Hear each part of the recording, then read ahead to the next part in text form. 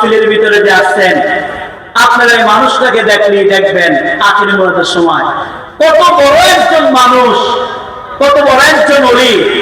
আপনি ওলির সঙ্গে হাত রেখে মহাব্বতে বায়াত আপনি গ্রহণ করে নিজের দিলটা যদি ওলির দিলের সঙ্গে যদি লাগাইয়া যদি মরতে পারে, আমার রাসূল দিয়া কয়, এ দুনিয়ার মানুষেরা শোনো, আমি কিয়ামত পর্যন্ত থাকবো না, আমার এমন কিছু উত্তরসূরিরা থাকবে, তাদেরকে দেখলে আল্লাহর কথা মনে আসবে, তাদেরকে দেখলে আমি কামলে ওনার কথা মনে চলে আসবে। মনে রাখো, মনে রাখো, তার যে হাত দেখো, এইটা শুধু তার হাত নয়, ওই ব্যক্তির হাতের সঙ্গে আমি জিন্দা নবীর হাতটাও আছে। কন্যা সুবহানাল্লাহ। ওই বান্দার হাতের সঙ্গে আমার আল্লাহর হাতটাও আছে। যে আবু বকর সিদ্দিক ও কাসিম সাহেব আপনার সামনে হাজির হয়ে গেছে, নিঃসন্দেহে একজন আল্লাহর ওলি মানুষ।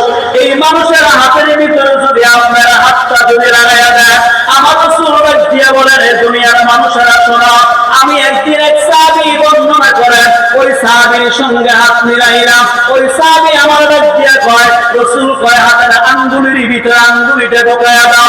সাহাবী দিয়া কয়, আঙ্গুলের ভিতরে আঙ্গুলি ঢুকাইলে কি হবে? কয়, তুমি আমি রাসূলের আঙ্গুলের মাঝখানে রইলা, আর তুমি রাসূলের সঙ্গে তুমি জান্নাতি হয়ে গেলা।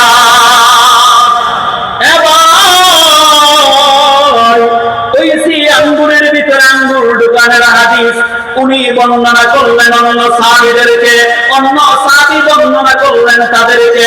আজও পর্যন্ত আল্লাহ ওয়ালাদের সঙ্গে যারা মুসাফা করে নেয়, আল্লাহ ওয়ালার চোখের দিকে তারা তাকায় নেয়, আল্লাহ ওয়ালাদের চেহারার দিকে যারা তাকায়, আল্লাহর ওলিদের চেহারার দিকে তাকাইলে আমার রাসূল দিয়া কয়, আমি জিন্দা নবীর দিকে তাকানোর সওয়াব আমার নামায় হয়ে যাবে।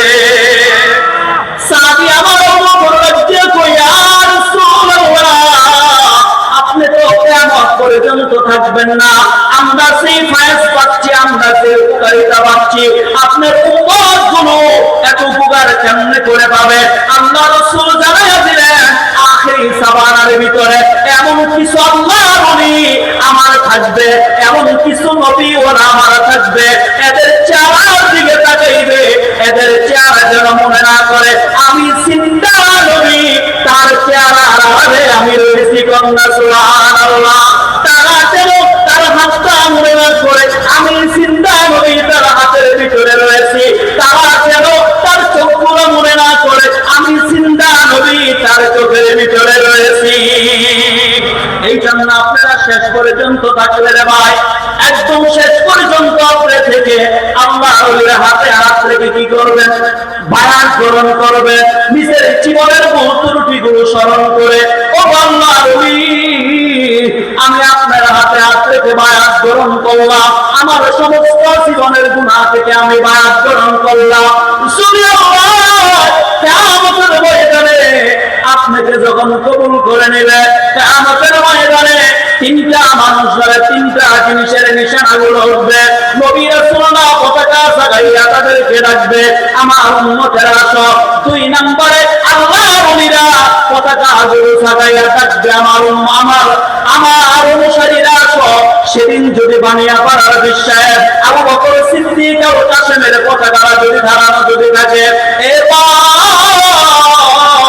আমরা সেদিন দাবি করতে পারবো, হুজুর আমার বানিয়া পাড়া থেকে জাল করে আসছিল, আর আমি বসির ওই মুহূর্তে আমি হুজুরের হাতে হাত রেখে আমি বায়াত গ্রহণ করলাম। আজকে যদি হুজুরকে যদি জান্নাতে দিতে হয়, তাহলে আমি হাত রাখছি এই দাবিতে আল্লাহর ওলির সঙ্গে আমরাও জান্নাতি হইতে পারি কি পারি না? সবাই বলি নারায়ে তাকবীর। আল্লাহ আমাদেরকে কবুল করুক, সবাই বলে আমিন। ওয়া আখিরু দাওয়ানা আলহামদুলিল্লাহি রাব্বিল আলামিন। আসসালামু